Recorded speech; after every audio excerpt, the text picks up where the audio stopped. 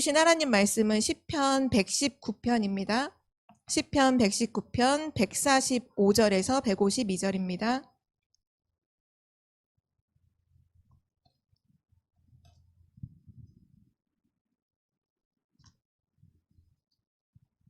시편 119편 145절에서 152절까지를 한 절씩 교독하시겠습니다.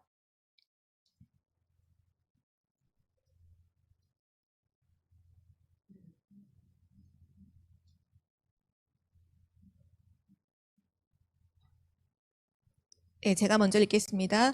여호와여, 내가 전심으로 부르짖었사오니 내게 응답하소서. 내가 주의 교훈들을 지키리이다.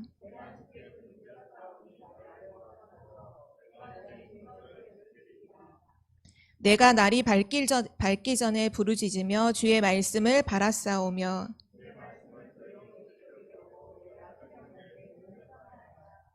주의 인자하심을 따라 내 소리를 들으소서. 여호와여, 주의 규례들을 따라 나를 살리소서.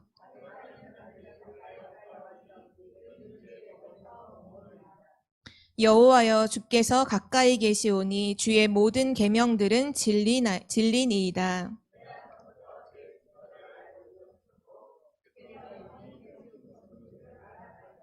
아멘. 아멘. 오늘 말씀의 제목은 말씀을 통한 기도입니다.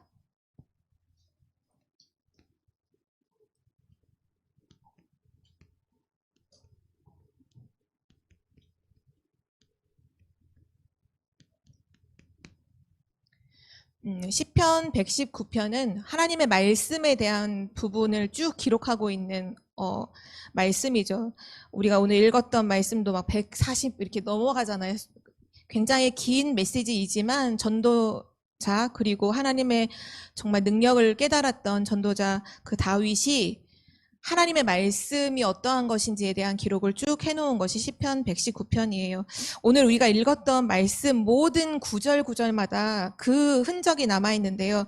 145절에 보면 주의 교훈, 그 다음 절에는 주의 증거, 그 다음 절에 주의 말씀, 또 주의 말씀, 주의 규례, 주의 법, 주의 모든 계명, 주의 증거. 이 모든 것이 무엇을 말하는 거냐? 말씀을 가리키는 거예요. 다윗이 진짜 언약의 사람이었고 기도의 사람이었잖아요. 근데 그 기도할 때 항상 말씀을 가지고 그 규례를 가지고 계명을 가지고 주의 법을 따라서 기도했던 부분을 오늘 말씀하고 있는데요. 우리가 그동안 성령 충만에 대한 부분을 계속 말씀을 나눴잖아요. 실제 성령 충만함의 능력을 힘입어 이제 237 나라 5천 종족을 살리고 모든 현장을 치유하고 또 모든 후대들을 서밋으로 일으켜 세우는 그 일을 하나님은 우리에게 하시는데 그 하시도록 주시는 능력이 바로 성령 충만의 능력이잖아요.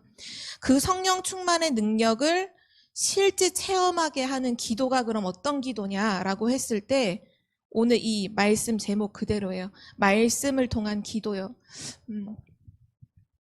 서론으로 잠깐 좀 확인할 부분은 말씀 없는 기도가 있어요. 구원받은 성도임에도 불구하고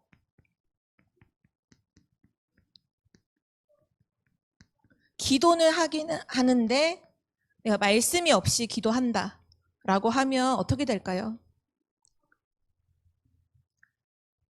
진짜 어떻게 될까요? 말씀이 없이 기도한다는 건 뭘까요? 기도를 하긴 하는데 말씀이 없으니까 결국은 뭘 가지고 기도하는 거냐면 자기 생각 가지고 기도하는 거죠. 내 생각대로 기도하는 거겠죠. 불신자들이 하는 기도가 딱 이거잖아요. 불신자들도 기도 다 하거든요. 모든 종교가 기도의 행위가 다 있어요. 기도를 다 해요. 근데 종교와 복음의 다른 이유는 뭐냐 하면 말씀이 있느냐 없느냐잖아요. 이 생명인 말씀, 복음인 말씀이 있느냐 없느냐의 차이기 때문에 말씀 없이 기도한다? 종교인이 하는 기도랑 다를 바가 없어요. 자기 생각대로 기도하거든요. 이 기도를 계속하면요.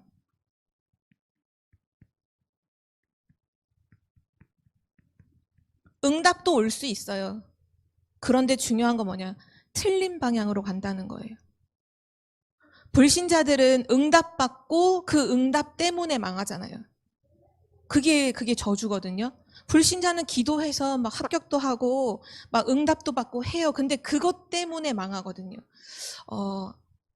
말씀 없이 기도하면 결국 틀린 방향을 갑니다. 그럼 반대로 말씀은 가지고 있는데 기도가 없는 말씀이다. 만약 우리의 삶에 말씀은 가지고 있는데 기도가 없다. 그럼 어떻게 될까요? 기도가 없다는 얘기는 결국은 누림이 없다는 거예요. 말씀을 누리지 못한다는 거예요. 말씀을 사용하지 못한다는 거예요. 그러면 어떻게 될까요? 실제 능력이 없어요. 하나님이 그러니까 뭐와 같은 거냐면 모든 걸 다 가졌는데 하나도 사용을 안 하는 거예요. 정말 쉬운 예로 주머니에 돈이 완전 너무 많은데 지금 뭐 지갑, 통장 뭐 할 거 없이 막 돈이 너무 많은데 하나도 사용을 안 해요. 그래서 계속 굶어요. 추워서 옷을 사 입어야 되는데 옷도 안 사 입어요. 그거와 똑같은 거예요. 말씀은 가지고 있지만 기도하지 않는다? 전혀 사용하지 않는 거예요. 하나님 주신 축복들을 하나도 사용 안 하는 거죠. 그래서 능력이 없어요. 많은 사람들이 교회 또는 구원받은 한 명 한 명의 성도를 두고서도 확인할 수 있는데요.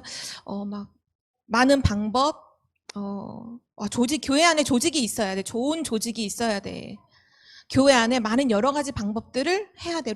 우리 그 방법들을 사용해야 돼. 많은 프로그램들이 있어야 된다라고 생각을 하지만 정말 교회에 가장 필요한 거는요. 그게 아니에요. 세상에서 말하는 세상 방법,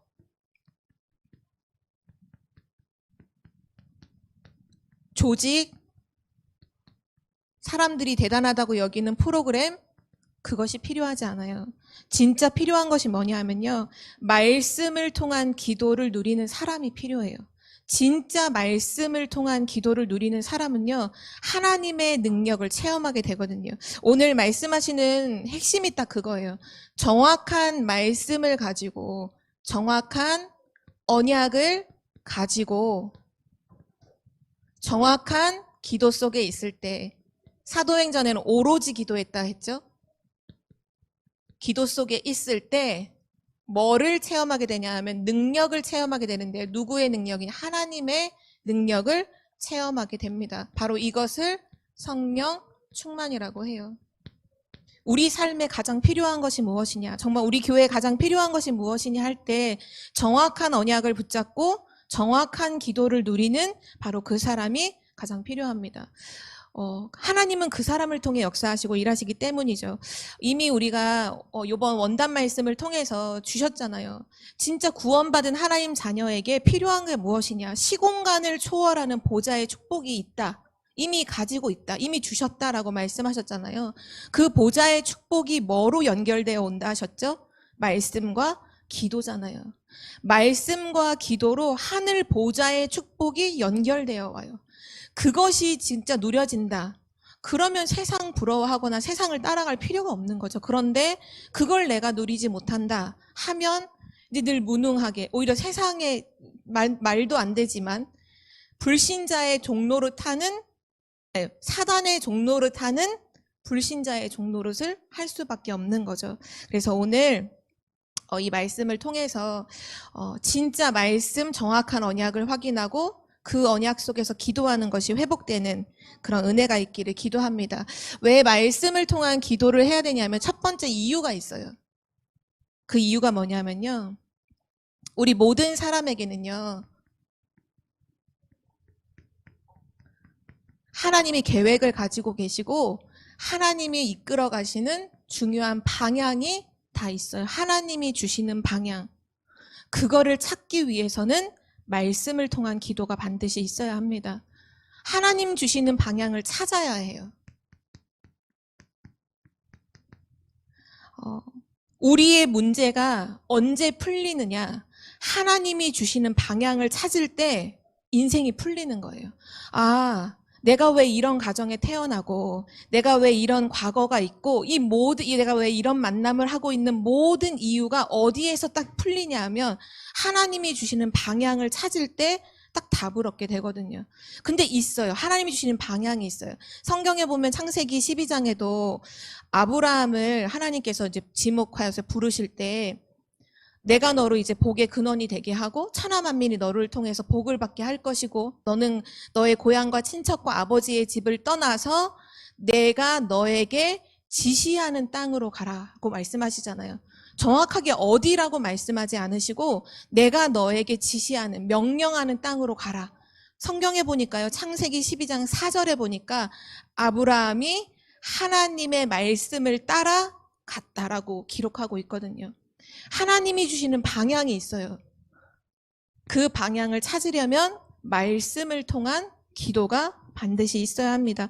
성경에 보면 예수님도 항상 많은 전도와 사역을 하시고 기적을 베푸시고 난 다음에는 꼭 한적한 곳을 가셔서 조용한 곳으로 가셔서 기도하셨어요. 예수님도 언제나 기도하셨어요.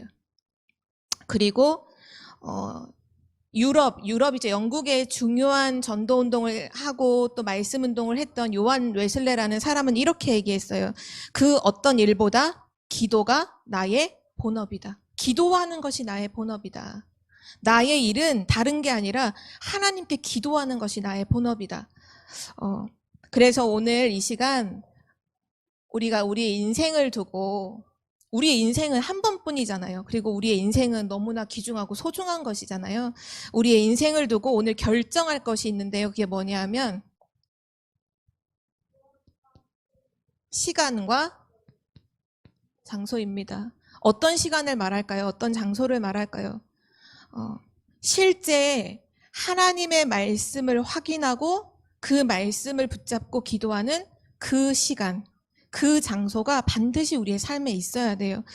성경에 보면 다니엘서 6장 10절에 다니엘은 그 어마어마한 바벨론, 메대와 바사 이런 나라들의 총리로 하나님 쓰임을 받았죠.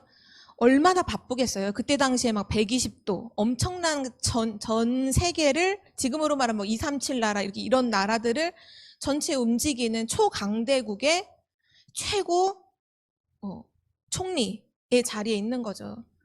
일이 너무 많겠죠. 얼마나 바쁘겠어요. 사람들만 만나는 것만으로도 시간이 모자라겠죠.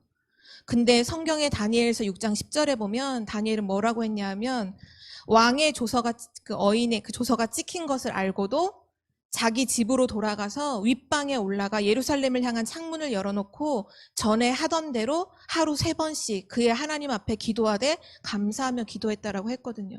그 말은 뭐냐 하면 그 바쁜 와중에도 정시 기도를 놓치지 않았던 거예요. 하루 3번씩 하나님 앞에 기도하는 그것을 놓치지 않았던 거예요. 왜 다니엘이 그랬을까요? 이걸 찾기 위해서잖아요. 하나님의 방향, 하나님이 원하시는 것이 무엇이지? 지금 하나님이 나를 통해 하시고자 하는 그 방향이 무엇이? 그거를 늘 확인하고 그걸 가지고 기도하는 시간이 있었다는 거. 그래서 가끔씩 이제 랩넌트들이 그런 얘기 하는 친구들이 있거든요. 너무 바빠서 기도할 시간이 없어요. 근데 어쩌면 우리도 그렇게 생각할 때가 많잖아요. 너무 바빠서 기도할 수 없다? 그렇지 않아요. 오히려 바쁘다. 진짜 이 시간을 더 가지셔야 돼요. 그렇잖아요. 바쁘잖아요. 시간이 모자라잖아요. 그렇다면 진짜 그때 하나님의 정확한 방향을 확인한다는 건 너무 중요하거든요. 우리가 쓸데없는 걸로 시간을 다 보내고 정말 해야 되는 걸 놓쳤다. 그럼 안 되잖아요. 다른 건 좀 하나도 못하더라도 가장 중요한 한 가지를 했다. 그럼 되는 거거든요. 그래서 다니엘도 그렇게 기도했고 또 사도행전에 보면 베드로가 사도행전 3장 1절에 보면 제9시 기도 시간에 요한과 더불어 성전으로 기도하러 올라갔다. 이렇게 나왔거든요. 거기 성경에 읽어보시면 그 주석에 제9시는 우리가 생각하는 아침 9시 뭐 저녁 9시 이게 아니라요. 오후 3시를 말하거든요. 3시에 그 정시기도 시간이 있었던 거예요. 그 시간에 성전으로 올라가요.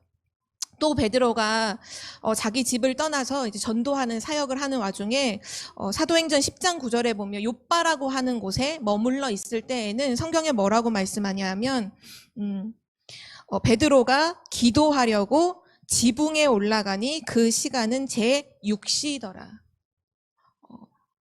이때가 이제 12시 정오 12시에 기도하러 어디로 올라가냐면 지붕으로 올라갔다라고 성경은 기록하고 있어요. 왜 지붕으로 올라갔을까요? 조용한 시간, 혼자 있는 시간 하려고. 이때 베드로가 다른 무두장이 시몬의 집에 머물러 있을 때였거든요. 사람들이 북적북적 했겠죠. 어떻게든지 시간을 쪼개서 하나님께 집중하는 그 시간을 찾아낸 거예요. 그래서 그 찾아낸 장소가 어디냐? 지붕이었던 거예요. 지붕. 우리가 올해 2021년을 하나님께서 이미 말씀을 주셨잖아요. 정말 너무 중요한, 하나님이 가장 중요하게 여기시는 237 5천 종족, 한 번도 복음 들어가지 않은 그 5천 종족, 그 빈 곳을 두고 우리를 부르셨다고 말씀해 주셨고, 지금 모든 현장이 다 병들어 있잖아요. 기사 나오는 것만 봐도 금방 눈치챌 수 있어요. 다들 생각과 마음과 영혼이 다 병들어 있어요. 그 질병 속에 범죄가 계속 일어나요. 사건이 계속 일어나요. 하나님은 그 빈 곳 현장에 우리를 영적인 의사로 불러주셨어요. 아무도 답을 주지 않아요. 모든 사람들이 다 방황하고 있어요. 다 헤매고 있어요. 성공자들이 뭐 지금 잘 살고 있는 것 같지만 사실은 다 방황하고 있어요. 그 사람들에게 정확한 답을 줄 그리스도의 대사로, 삼중직의 대사로 우리를 불러주셨잖아요. 그러면 올해 2021년에 우리에게 뭐가 있어야 할까요? 이것이 있어야 합니다. 진짜 하나님이 주시는 그 방향. 우리는 좀 지나면 또 방향이 틀어지잖아요. 아시죠? 실제 이제 배를 타고 저 먼 항해 원양어선 이렇게 가는 데 보면 이미 배에도 그런 장치가 있겠지만 옛날에 그런 장치가 없을 때 늘 뭐를 보죠? 나침판 보잖아요. 나침판. 분명 나침판 확인하고 간다고 갔는데도 한두 시간 가다 보면 방향이 약간씩 틀어져 있어요. 그럼 다시 나침판을 보고 방향을 맞추잖아요. 똑같아요. 우리가 왜 아침에도 또는 낮에도 시간을 내고 또 밤에도 또 시간을 내서 기도한다는 거 그냥 하는 게 아니라 이거 하기 위해서요. 목적이 뭐냐면 내가 기도를 많이 하면 하나님이 응답해 주겠지? 우리는 불신자가 아니에요. 우린 종교인이 아니에요. 종교인은 기도를 많이 해야 응답받는 줄 알잖아요. 하나님의 자녀는 왜 응답받죠? 하나님의 자녀니까 응답받잖아요. 기도를 많이 한다고 응답을 받는 게 아니라 구원받은 하나님의 자녀의 기도에는 하나님이 귀를 기울이시거든요. 근데 우리가 하나님께 기도할 때 뭘 기도해야 되느냐? 하나님의 방향을 두고서 기도하는 거예요. 그 시간이, 그 장소가 반드시 있어야 돼요. 특별히 이제 여기 있는 랩런트들도 새 학기가 시작된 랩런트가 분명히 있죠. 뭐 중고등학교를 다니는 친구든 뭐 초등학교를 다니는 친구든 학교 현장을 가거든 또는 업을 갖고 계시는 분들 계시잖아요. 직장 현장. 그 현장에 가시거든 가장 먼저 찾아야 될 게 뭐냐 하면 이곳에서 내가 기도할 수 있는 기도처가 어디인가를 찾으셔야 돼요. 내가 기도할 수 있는 시간이 언제인가를 찾으셔야 돼요. 그거를 놓고 하루를 조정하시는 거예요. 그게 하나님께 방향을 맞추는 것입니다. 하나님께 방향을 맞춰야 돼요. 그것이 반드시 있어야 돼요. 저도 대학 시절에 되게 감사하게도 메시지를 통해 특별히 사도행전 메시지를 통해서 확인했던 게 뭐냐 하면 전도자들이 언제든지 제9시 기도 시간에 제6시 기도 시간에 바울이 기도할 곳이 있는가 하여 문 밖 강가에 나갔다가 우리가 기도하는 곳에 가다가 저 많은 귀신 들린 여종을 만나니 언제든지 보니까 기도 시간이 다들 있더라고요. 그 기도 시간이 어디에든 성전에도 올라가고 정말 오늘 뭐 사도행전 10장 9절에는 뭐 지붕에도 올라간 거 한 것처럼 기도하는 장소와 기도하는 시간이 다 있더라고요. 그래서 저 대학교 때 지금도 기억나는 거는 언제든지 수강 신청을 하잖아요. 수강 신청을 다 하고 나서는 학교를 가는 첫날 제가 했던 게 딱 이거였어요. 기도할 수 있는 장소, 기도할 수 있는 시간. 언제든지 그걸 먼저 찾아놓고 그때 그 시간 그 장소를 늘 가서 기도하며 하나님의 인도를 받았거든요. 많은 일들이 그 속에서 있었고 또 나는 모르지만 분명히 하나님 그 속에서 나에게 응답하신 것들이 있었겠죠. 저도 정말 이 기도하는 기도처에 가다가 엄마 아빠가 무속인인 언니에게 복음도 전하는 그런 만남도 하나님이 주시기도 하고 실제 사도행전에 일어났던 일들이 그대로 일어나더라고요. 기도하러 가는 그곳에 가다가 친구 만났는데 얘기하다가 복음을 증거하게 되고 하나님은 지금도 성령 충만의 능력은 증인되는 능력이잖아요. 증인이 되리라. 복음을 증거하도록 하는 능력인데 우리가 여기에 방향을 맞추고 시간과 장소를 정할 때 하나님이 역사하시고요. 이 시간과 장소를 정하는 것뿐만 아니라 특별히 새가족 분들이나 또는 어린 랩넌트의 같은 경우는 혼자서 이것을 할 수 있는 사실 힘이 없어요. 이제 우리가 현장에서 이제 복음을 증거하고 그분이 영접을 하고 이제 다락방을 하게 됐다. 그때는요, 이걸 같이 하세요. 같이 하는 게 너무 중요해요. 함께 말씀 확인하고 기도하는 거죠. 그러나 함께 늘 함께로만 하는 건 아니고 반드시 혼자서 말씀을 묵상하고 그 말씀을 가지고 깊은 기도하는 그 시간을 갖는 것은 필수입니다. 전도자에게는 필수예요. 필수. 말씀을 확인하고 기도하는 시간. 그래서 하나님이 진짜로 주시는 방향이 무엇인지, 오늘 하루 나의 방향이 무엇인지, 하나님이 인도하시는 방향이 무엇인지를 확인해야 되죠. 이것이 첫 번째 말씀을 통한 기도를 하는 이유이고요. 두 번째 이유는 뭐냐 하면 우리는 지금 영적으로 전쟁터에 나가는 군인이기 때문입니다. 우리가 가는 현장은 어디냐면요, 영적인 전쟁터예요. 그리고 우리는 거기에 싸움을 하는 그리스도의 군인이죠. 군사죠. 그렇기 때문에 무엇이 정말 필요하냐면요, 하나님의 능력이 필요해요. 전쟁을 하려면 능력이 필요하잖아요.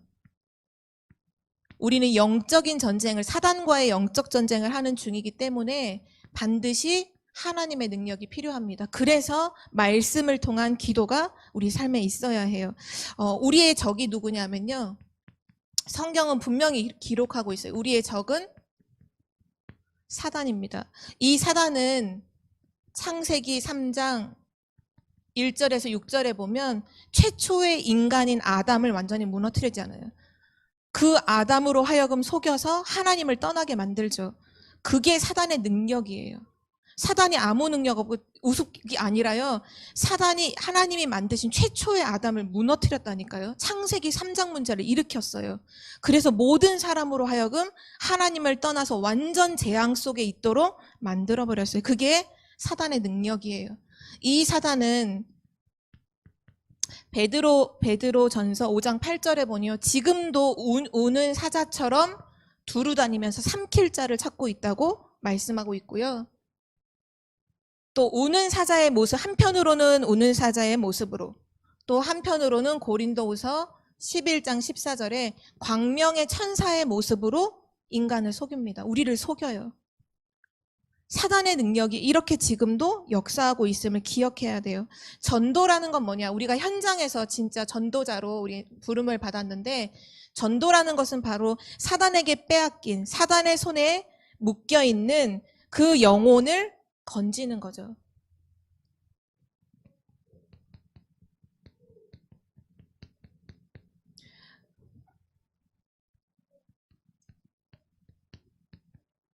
그래서 필요한 것이 바로 하나님의 능력입니다. 스가랴서 4장 6절에 보니까 중요한 성전을 건축하는 사명을 가진 수룹바벨에게 하나님께서 말씀하셨어요. 그때 이제 수룹바벨이 바벨론의 포로로 끌려갔다가 70년 만에 모든 것이 회복되어서 다시 고레스 왕의 명령을 통해서 다 돌아와서 성전을 재건하라고 하거든요. 그때 수룹바벨이 성전을 재건하고 성벽을 재건하고 하는 그런 일을 맡았는데 너무 방해가 심한 거예요. 뭐 산발랏 여러 가지 몇 명의 사람들이 어떻게든지 막 이걸 못하게 하려고, 사단의 역사죠. 그때 하나님께서 수룹바벨에게 주시는 말씀이었어요. 뭐라고 말씀하시냐면 힘으로도 능으로도 되는 것이 아니다. 힘으로도 되지 않고 능으로도 되는 것 아니다. 이 말은 사람의 힘으로 하는 것이 아니다. 사람의 능력으로 하는 것이 아니다. 오직 여호와의 신으로 하는 것이다. 하나님의 능력으로 하는 것이다. 말씀하셨거든요.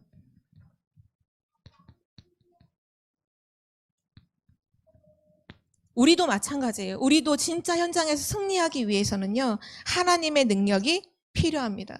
그리고 이 하나님의 능력을 얻는 바로 그 길이 말씀을 붙잡고 기도하는 것입니다. 특별히 이 힘을 지속적으로 우리가 누리기 위해서는 뭐가 중요하냐면요.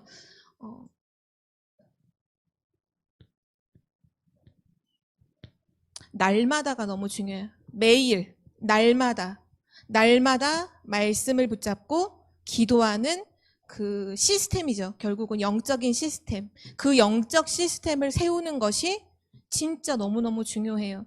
오늘 말씀이 딱 그 두 가지를 말씀하고 있어요. 왜 말씀을 통한 기도해야 되느냐? 방향을 찾기 위해서. 그리고 힘을 얻기 위해서. 두 가지예요. 우리가 지금 전교인이 함께 새벽 재단을, 새벽 시간에 예배를 회복하고 있는데요. 그때 우리가 해야 되는 게 뭐냐 하면 그날 주시는 기도 수첩의 말씀을 통해서 하나님의 방향을 찾는 거예요. 아, 내가 오늘 어디에 방향을 딱 맞추고 살아야 될까? 그거 확인하는 거예요. 그리고 그 방향을 맞춘 나에게 하나님 현장을 살릴 수 있는 능력을, 힘을 더하여 주옵소서. 그 방향과 힘을 얻기 위해서 말씀을 확인하고 기도 속으로 들어가는 것이죠. 그러면 세 번째, 그럼 우리는 어떻게 기도를 시작해야 될까요? 어떻게 하면 기도의 능력, 이 복음의 능력, 하나님의 능력을 체험할 수 있을까요? 마가복음 1장 25절에 예수님께서는 이렇게 기도하셨어요. 새벽 아직도 밝기 전에 예수께서 일어나 나가 한적한 곳으로 가사 거기서 기도하시더니. 어떻게 기도를 시작하느냐? 새벽에, 아침 가장 이른 시간, 눈 뜨자마자. 또 성경은 뭐라고 말씀하고 있냐면 시편 5편 3절에 다윗 같은 경우는 여호와여 아침에 주께서 나의 소리를 들으시리니 아침에 내가 주께 기도하고 바라리이다. 근데 정말 맞다고 생각하는 게요. 아침 시간이어야 된다고 생각하는 이유가 우리가 하루를 시작하는 시간이잖아요. 내가 하루를 다 살고 나서 물론 다 살고 밤에 기도하는 시간을 갖는 것도 너무 중요하죠. 근데 내가 오늘 하루를 살아야 되는데 그때 새벽에 아침에 기도해서 하나님이 주시는 방향을 확인한다? 하나님 주시는 힘을 얻는다? 너무 맞잖아요. 그쵸? 하루를 다 지내고 나서가 아니라 이미 맨 처음에 먼저 그 하나님 주시는 방향과 힘을 얻는 거. 그게 너무 맞고요. 또 사도행전 3장 1절에 보면 제9시 기도 시간에 요한과 베드로가 성전에 올라가서 기도하는, 이때는 오후 3시. 제가 대학 때 이 말씀을 붙잡고 저의 정시기도 시간도 오후 3시였거든요. 오후 3시. 지금도 기억이 나요. 항상 그때 모든 것들을 스케줄을 맞춰놓고 하루가 되게 마음이 설렜던 것 같아요. 아, 이따 오후 3시에 그곳으로 가서 랩넌트 이름 한 명 한 명 불러가면서 막 기도하고 교회의 기도 제목 광고들을 놓고 막 기도하고. 근데 정말 그때 너무 마음이 설렜었거든요. 근데 또 생각해보면 이 오후 3시라고 하는 이 시간이 하루를 살아가는 24시간 중에 좀 중간쯤 위치해 있는 시간이잖아요. 한 번쯤은 점검해봐야 되는 시간이잖아요. 내가 오늘 아침에 분명 아침에 기도 수첩하고 말씀 확인하고 기도했지만 또 다시 중간에 한번 점검을 하는 거죠. 아, 하나님이 이렇게 말씀하셨지. 하나님이 이렇게 나를 축복하셨지. 너무 중요한 시간이라고 생각하고요. 이때 어디서 기도하는 것이 좋은가? 아까 맨 처음에 1번에서도 나왔지만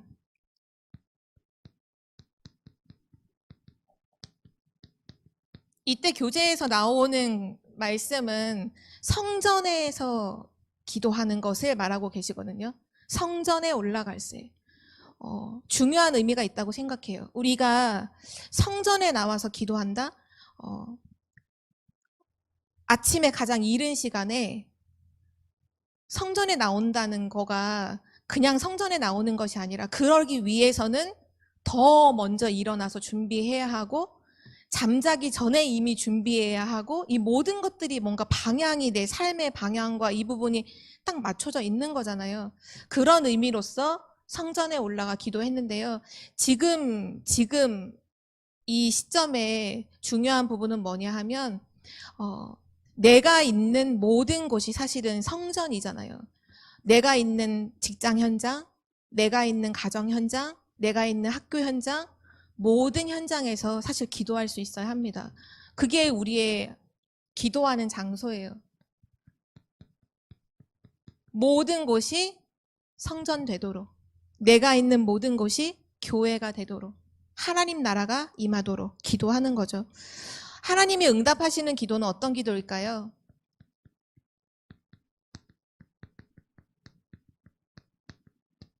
좀 몇 구절을 좀 적어볼게요. 요한일서 5장 14절에 그를 향하여 우리가 가진 바 담대함은 이것이니 그의 뜻대로 무엇을 구하든지 들으심이라. 그의 뜻대로, 하나님의 뜻대로, 하나님의 말씀대로 기도하는 자는 반드시 응답받게 되고요. 요한일서 3장 22절에서 24절 말씀에도 보면 주의 계명을 따라 주의 계명을 지키는 자에게 무엇이든지 구하면 응답하시겠다고 말씀하셔서 동일한 의미죠.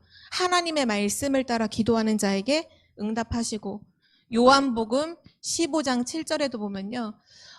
너희가 내 안에 거하고 하나님의 자녀가 내 말이 너희 안에 거하면 언약을 붙잡고 기도하면 무엇이든지 원하는 대로 구하라. 그리하면 이루리라. 하나님의 자녀가 언약 잡고 기도하면 무엇이든지 응답하시겠다고 말씀하셨어요. 동일한 흐름이죠. 말씀을 붙잡고 기도할 때 응답하신다. 또 마태복음 18장 18절에서 20절에 보면 또 중요한 의미의 말씀을 하고 계시는데요. 너희가 하나님께 기도하면 하늘에서도 땅에서 매면 하늘에서도 매이고 땅에서 풀면 하늘에서도 풀리리라 라고 말씀하시면서 너희 중에 두 사람이 땅에서 합심하여 무엇이든지 구하면 하늘에 계신 내 아버지께서 그들을 위하여 이루게 하시리라. 두세 사람이 내 이름으로 모인 곳에는 나도 그들 중에 있느니라. 두세 사람이 합심하여 기도할 때, 우리가 함께 모여 기도할 때, 그때 하나님은 반드시 응답하신다고 말씀하고 계세요. 너무 중요한 부분이죠. 함께 모여 기도할 때. 그리고 마지막 요한복음 14장 14절 말씀. 내 이름으로 무엇이든지 구하라. 그리하면 이루리라. 예수 그리스도의 이름으로 기도하면, 하나님 자녀가 기도하면 하나님 반드시 응답하십니다. 오늘 메시지는 많은 것들을 말씀하지 않고 정말 간단한 한 가지를 말씀하세요. 말씀을 통한 기도를 시작하라고 말씀하고 계세요. 이유는 뭐냐? 하나님 주시는 방향을 찾으라. 그리고 하나님 주시는 힘을 얻으라. 그거예요. 하나님의 자녀가 하나님 주시는 방향을 확인하고 하나님 주시는 힘을 얻는다. 그게 모든 것이잖아요. 그래서 마지막 결론인데요. 이번 주 우리가 강단 말씀 결론에서 주셨죠. 237 치유 서밋. 그 언약을 가지고서 그 세 가지 직분의 기도를 시작하라.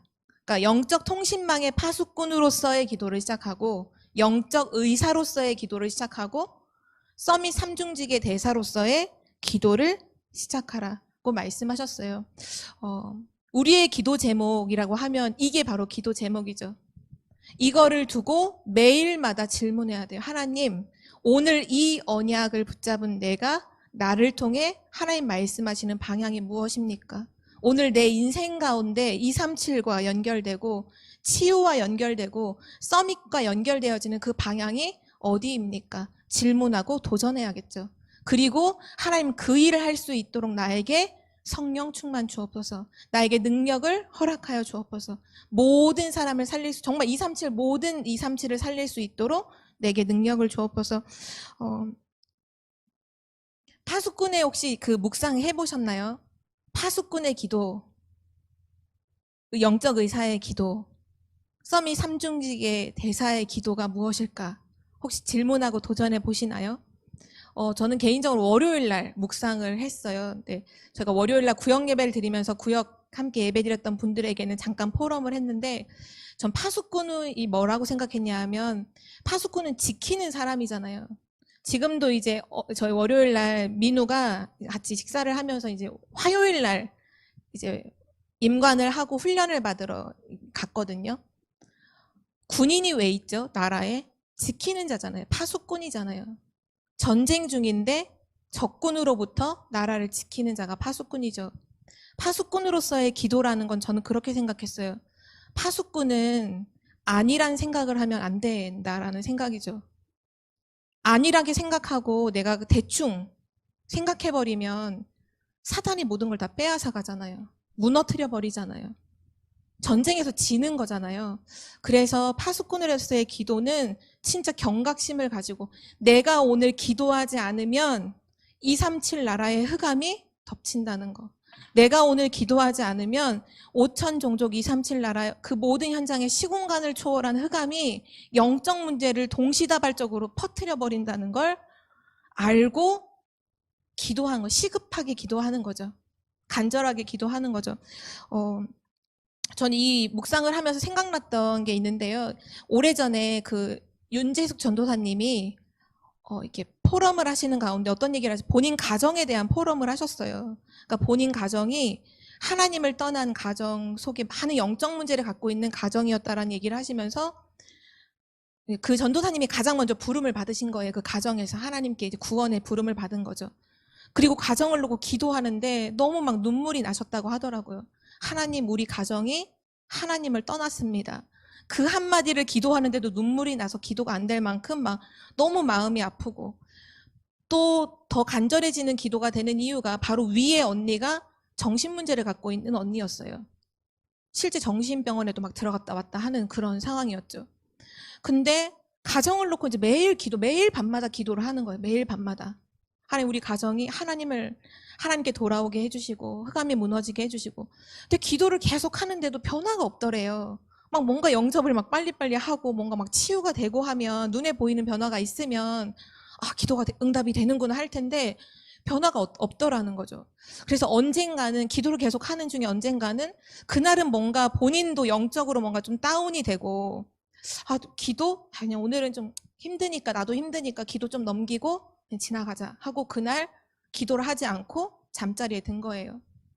새벽에 전화가 울리기 시작하는 거죠. 집에 전화를 받았는데 가족의 전화였어요. 그 바로 위에 언니가 집에서 이제 음독을 한 거예요. 뭘 마신 거예요. 그러니까 화장실 청소하는 유한락스를 마신 거예요. 통째로.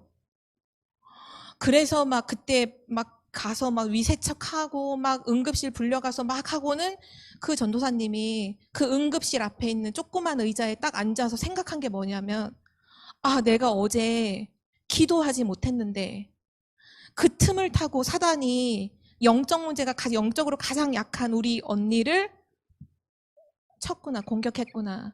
내가 그동안 기도했던 게 응답이 안 됐던 게 아니라 내가 기도했던 것들이 결국은 사단의 이 공격을 계속 막고 있었던 어마어마한 기도라는 걸 내가 모르고 기도했구나. 하나님 앞에 진짜 회개했다라고 말씀을 하시더라고요. 우리의 기도의 파수꾼으로서의 기도가 바로 그거예요. 지금 당장 내가 기도한다고 가족들이 영접을 하고 주변 사람들이 영접을 하고, 그게 중요한 게 아니라 재앙을 막는다니까요. 사단의 공격을 막는다니까요. 그 파수꾼으로서의 기도가 있어야 돼요. 영적 의사 아시죠? 지금 우리가 코로나 시대를 맞아서 의사들이 하는 고분분투하는 것, 현장들을 많이 보잖아요. 눈물겹잖아요. 잠도 못 자고 먹지도 못하면서 그 환자를 돌보고, 환자를 돌보는 것만의 의사가 역할이 아니라요. 실제로는 많은 의사들이 예방하는 교육들을 많이 하잖아요. 막 손을 씻어야 된다, 마스크를 쓰셔야 된다. 우리는 현장에서 그런 영적 의사로서의 역할을 하고 있는지를 생각해 봐야 되는 거죠. 정말 영적 문제 가진 자들을 정말 돕고 말씀으로 도와주고 기도하며 돕고 있는가? 또는 그러한 문제가 오지 않도록 계속해서 이 말씀으로 전달하고 있는가? 이런 부분들을 가지고 한다면 영적 의사로서의 기도가 또 달라지겠죠. 저는 개인적으로 이번 주 이제 그 세 가지 기도를 쭉 하고 있는데, 코로나로 인해서 한 3개월 정도 제가 미평학교, 청주 여자 소년원에 원래 합창 수업을 들어갔다 그것이 이제 코로나로 인해서 멈춰 있었거든요. 근데 월요일 날 전화가 왔어요. 화요일 날 전화 왔거든요. 화요일 날 전화를 딱 받으면서 그때 하나님 앞에 전화를 끊자마자 했던 기도가 딱 그거였어요. 하나님, 영적 의사로서 그 현장에 들어가겠습니다. 지금 영적으로 이 아이들이 사단에게 마음과 생각을 다 빼앗겨서 범죄를 저지를 수밖에 없는 상태 속에 있는 이 아이들, 누가 이 아이들을 치유해 줄 수 없는데 하나님이 나를 영적인 의사로서 그 현장에 보내주셨다는 게 너무 감사하고, 내가 이 영적 의사로서의 기도를 내가 놓치지 않겠다라고 바로 전화를 끊자마자 하나님께 기도했거든요. 맞아요. 우리의 현장에 진짜 그런 기도가 있어야 돼요. 내 눈에 보이는 영적 어려움에 있는 사람들을 두고서 정말 그 기도가, 대사 아시죠? 한 나라의 대통령이 모든 전 세계를 다 갈 수 없기 때문에 대통령의 그 위치와 그 권한을 대신 부여해서 보내잖아요. 그래서 그 나라에서 대통령의 일을 하는 거죠. 그런 자부심과 그런 엄청난 그것을 가지고 현장에 서시는 거죠. 아, 내가 바로 이 현장에 하나님 나라의 대사로, 내가 그리스도의 대사로, 그리스도가 하시는 그 일을 대신하는 사람으로 나를 이곳에 보내주셨구나. 그것만 생각해도 이미 자세와 생각이 완전 다르잖아요. 그 기도를 현장에서 우리는 시작해야 됩니다. 도전하라 하셨잖아요. 그래서 그 언약을 오늘 말씀과 함께 정말 그 말씀 언약을 가지고 기도를 시작하셔서 매일마다 하나님 주시는 방향을 찾으시고 힘을 최고로 얻으시는 증인 되기를 기도합니다. 하나님 감사합니다. 우리를 구원받은 하나님의 자녀로 하나님 앞에 기도할 수 있는 은혜를, 또 하나님의 정확한 말씀의 언약을 가진 축복을 허락하심을 감사드립니다. 말씀을 통한 기도가 우리 삶 가운데 시작되게 하시고, 시간과 장소를 정하고 또 내가 어디에 있든지 그 현장에서 가장 중요한 시간에 기도할 수 있는 사람으로, 말씀을 누릴 수 있는 사람으로 서게 하여 주옵소서. 하나님, 237 치유 서밋에 우리를 현장에 보내주신 하나님 감사드립니다. 삼중직의 대사로, 또 영적인 의사로, 또 영적 통신망의 파수꾼으로서의 참된 기도가 시작되고 도전하는 한 해가 되게 하여 주옵소서. 감사드리며 주 예수 그리스도의 이름으로 기도드립니다. 아멘.